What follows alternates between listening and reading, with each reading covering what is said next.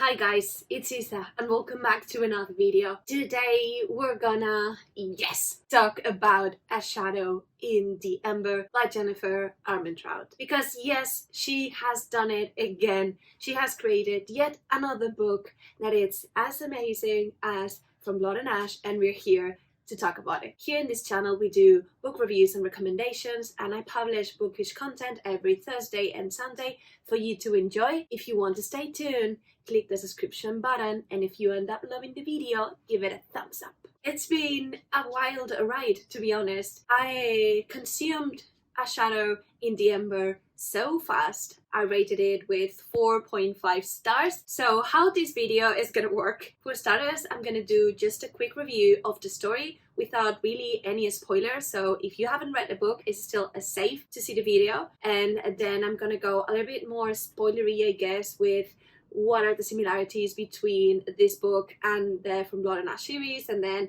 I'll just go, right in with spoilers and my reactions overall. So A Shadow in the Ember is supposed to be placed in the same world as the From Blood and Ash world, and it's actually placed a little bit before, meaning that this book is a prequel. It takes time way before the events of the From Blood and Ash series, way before Poppy, way before Cass. It tells the story of our girl Sera, who is this maiden that was promised upon birth to be delivered to Nyktos, the god of death, because in her world there is this kind of rot that it's consuming the land, and they believe that the only way to stop it is to deliver this girl to Nyktos and for her to, seduce him and kill him. But what's the disappointment when she's supposed to be delivered and Nyktos rejects her? And so from that point onwards, the story just unfolds. We see how Sera evolves throughout a world in which she sees how her main purpose was denied and how everything seems to be failing and the world seems to be crumbling because of her failure. So that's an interesting, pressure. In terms of world building, I found this story so rich and so much better actually than the From Blood and Ash series. I think because Jennifer Armentrout already established the pillars of the world in the series, and we've already seen a lot of different parts, we get to take advantage of that in here. I got the impression, at least in the first book, in the From Blood and Ash book, that the world was a little bit created as it goes, right? Maybe it's just my impression and she already had everything mapped out, but for me in the first book we didn't actually saw a lot, and then the story got more complex and then more complex and the world expanded, but it was little by little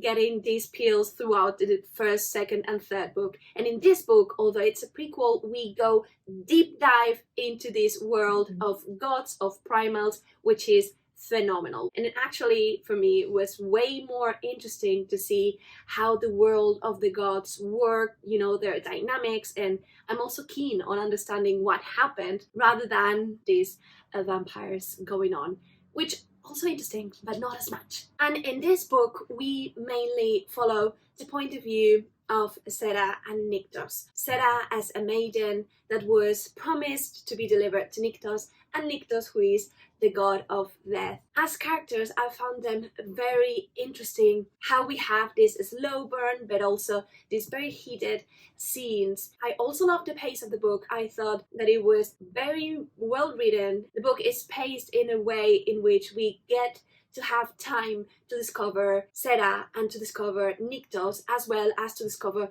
the world. It's not really like info dummy. Then the characters, we have Sera, who is in truth a little bit similar to Poppy for me. Sometimes she was more mature than Poppy, but other times she was way more childish. I guess that she was a little bit more on the extremes. We see how her role in life, is to be this maiden. She is committed to her role. She embraces it. Even if it is not something that she has chosen for herself, she realizes the gravity of the situation of her people and she wants to do her part. She also has been veiled her whole life, but it hasn't really stopped her to, get to know men and get out from the castle in which she is. So she is, non-stop. It's kind of an advanced version of Poppy. But then we have these situations also in which she was told not to do something and she was like, but whatever, let's do that.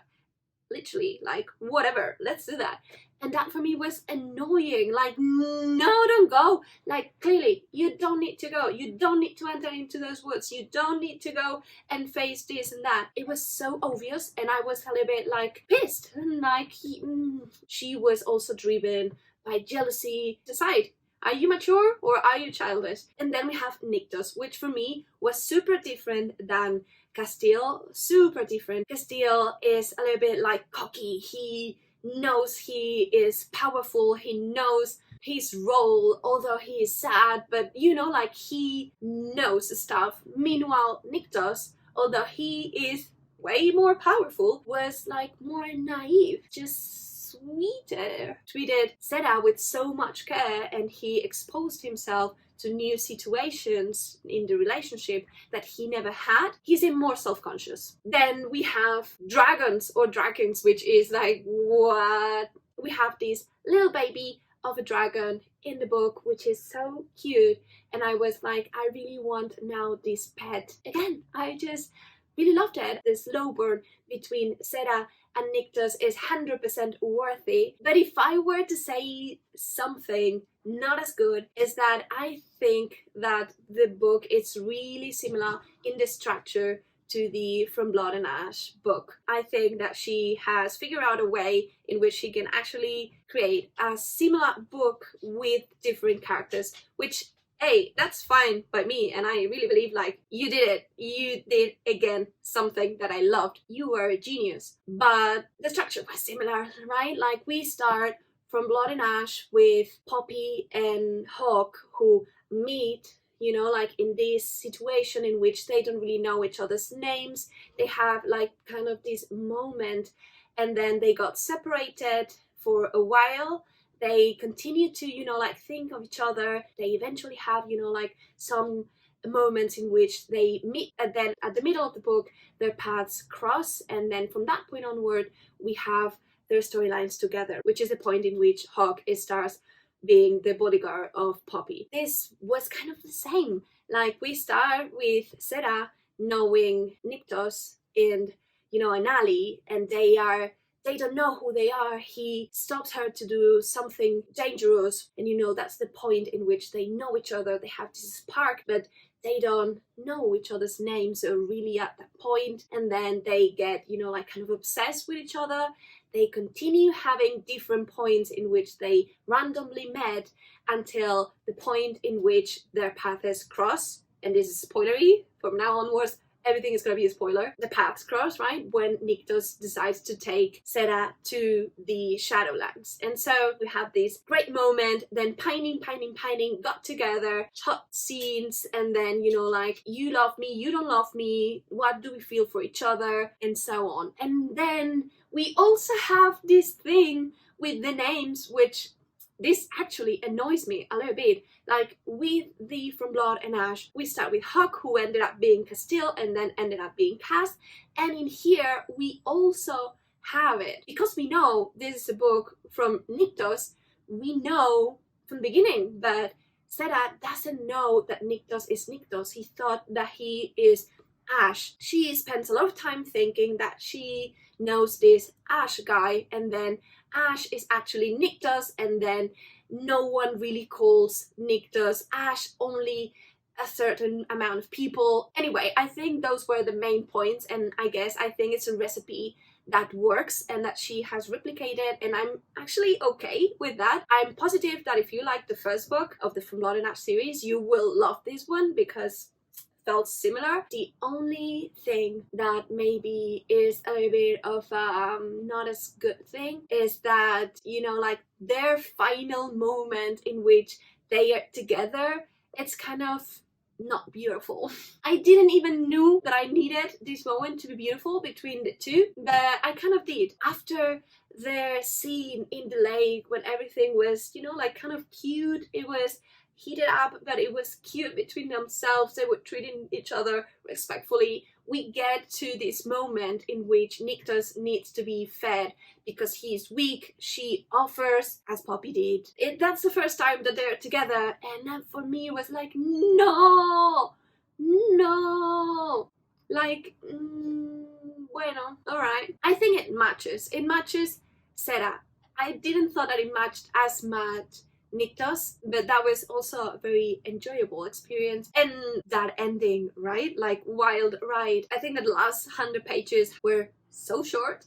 It was everything going so fast. I think it's fascinating to see what is the story between Coles and Nyktos, and obviously we know that Nyktos is going to be the king of gods at some point, and he clearly is not now, so there's this path to go yet. And it ends with Sera being like the proper descendant of the gods, and her being the primal of life, like the queen of life. And I thought that was expected, well expected. I thought Nyktos was gonna turn into that after drinking the blood of Sera, so I was mistaken there. But when I read it, it was like, yeah, that made more sense. And what about the prophecy with the love will save her? That was a little bit like too much, even for me. But I love it, I buy it. And what do we think about Sir Holland? What a plot twist. He turns to be a victor. A victor? Someone that takes care of the maiden and that makes sure that she is well taken care of, and that her soul makes, you know, to all of the different lives. Does anyone think that that's funny that Poppy had that of a figure called Ictor? Is that a coincidence, or is that, you know, like a hint that we are gonna receive later on in the books? Anyway, how crazy it is that Sera, it's kind of this soul that has relived for hundreds and hundreds of years. She was the obsession of Coles. He chased her and she falls from a cliff, and then she revives forever to take revenge. I mean, is this seriously the biggest thing that can happen? What we have ahead with this series is fascinating. I think how the different gods push each other, how Nyktos is this kind of winged god of shadows, which remind me a lot of Rhys from A Court of Thorns and Roses, was so interesting. And, you know, we have a lot ahead, and it's just so fulfilling to see how Nyktos is able to, you know, sense the emotions of the people, and Sera is the one in charge of healing, and then we have Poppy who does both. I have a little bit of a hangover of the book right now, and so that was it for this video. I really hope you enjoyed it. If you did, give it a thumbs up. If you want to see more videos like this one, subscribe to the channel, and I really hope to see you soon in another video. Bye!